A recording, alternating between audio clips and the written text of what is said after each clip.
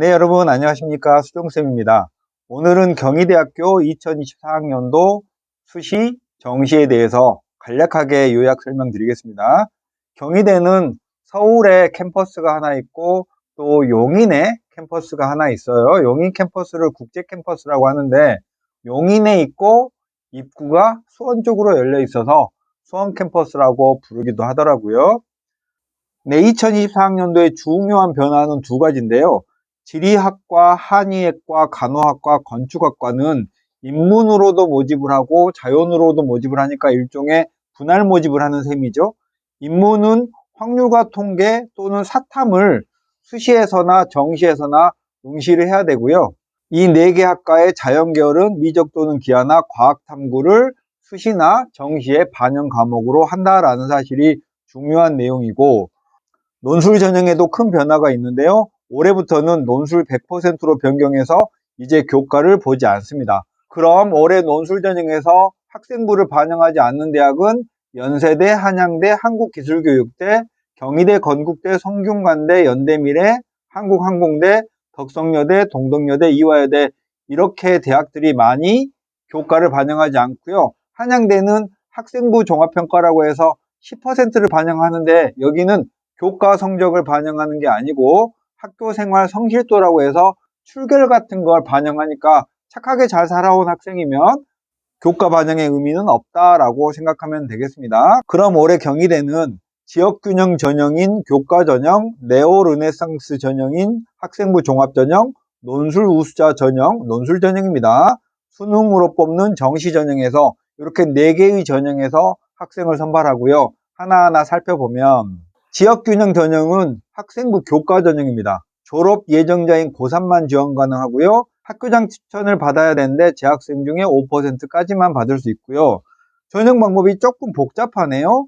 교과나 비교과가 70%고 교과 종합평가가 30%인데 이 70% 안에서는 교과 80, 출결 10%, 봉사 10%고요. 이 교과 안에서는 다시 일반 및 공통 과목이 80%, 진로 과목이 20%고 진로는 상위 3과목을 반영하고요. 일반 및 공통 과목은 국영수, 사과 전 과목을 반영하며 재수생 이상은 전 학기를 반영합니다. 그리고 교과 종합평가 30%는 학교생활 기록부에 교과 학습 발달 상황에서 교과 성적과 세부 능력 및 특기사항을 반영합니다.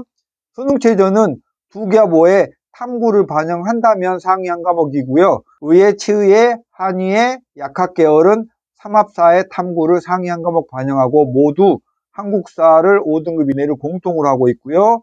자연계열은 미적 또는 기하, 과학탐구를 반영하는데 인문계열은 수능 응시 과목에 제한이 없는데 지리나 한의예, 간호, 건축 이 4개의 모집 단위는 수학을 반영할 때는 확률과 통계, 탐구를 반영할 때는 사회탐구 한 과목을 반영한다 라는 사실을 꼭 알고 계시기 바라고요. 학종은 간략하게 설명드릴 때는 진짜 드릴 말씀이 없어요. 그냥 정말 간단하게 설명드리면 1단계에서는 서류 100이죠. 학생부 3배수를 뽑고요. 2단계에서는 서류 70과 면접이 30% 반영을 하고요. 서류평가는 학업 역량, 진로 역량, 공동체 역량 이렇게 3가지를 보고요. 2명의 입학사정관이 서로 의견을 나눠서 서류평가를 합니다. 수능 최저는 없고요. 면접은 개인당 8분, 의학계열은 18분 내외니까 꽤 길죠? 일반 모집 단위는 서류 제출한 걸 확인하는 면접을 하고 의학계열은 출제 문항을 가지고 면접을 하는 거고 면접위원 2명이 지원자 1명을 대상으로 면접을 시행합니다. 자, 그 다음에 논술 전형은 경희대는 드디어 논술 100으로 바뀌었죠. 인문은 통합교과형 논술을 보고요. 자연계열은 일반 자연계열은 수학만 120분을 보는데 4문제에서 6문제 정도 본다고 하는데 매년 보면 4문제 정도 보고요.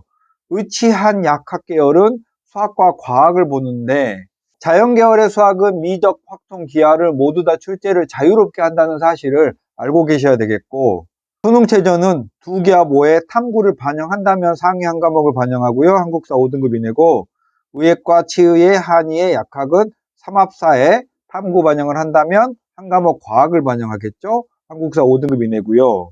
작년까지는 교과, 비교과의 반영 비율이 좀 있었어요. 근데 올해는 논술 100으로 바뀌었다는 건 이제 논술로 승부를 해야 된다는 뜻이고, 경희대는 수능 최저마저 일반 계열은 이하보로 비교적 경희대의 네임밸류에 비해서는 낮거든요. 그러면 경희대 합격하려면 논술을 꽤 잘 써야 됩니다.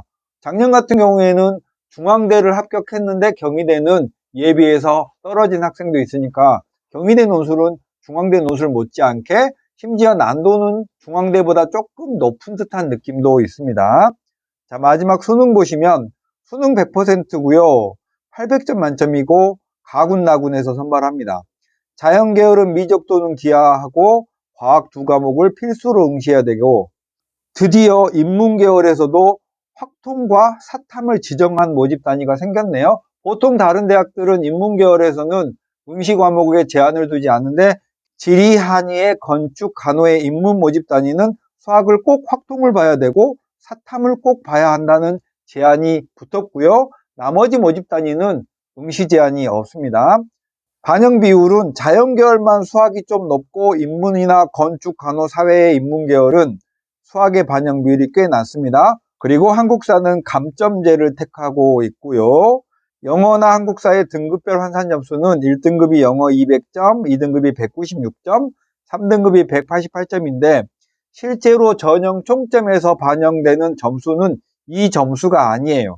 이 점수보다 조금 줄어드니까 그 정도의 느낌만으로 기억을 하고 계시면 되겠습니다. 경희대는 올해 큰 변화가 없고 논술 전형에서만 논술 100으로 바뀌었죠. 논술의 영향력이 훨씬 커졌고 경희대의 수리 논술은 쉽지 않다라고 머릿속에 탁 정리해 놓으시면 되겠습니다. 오늘 경희대는 이대로 마칠게요. 안녕.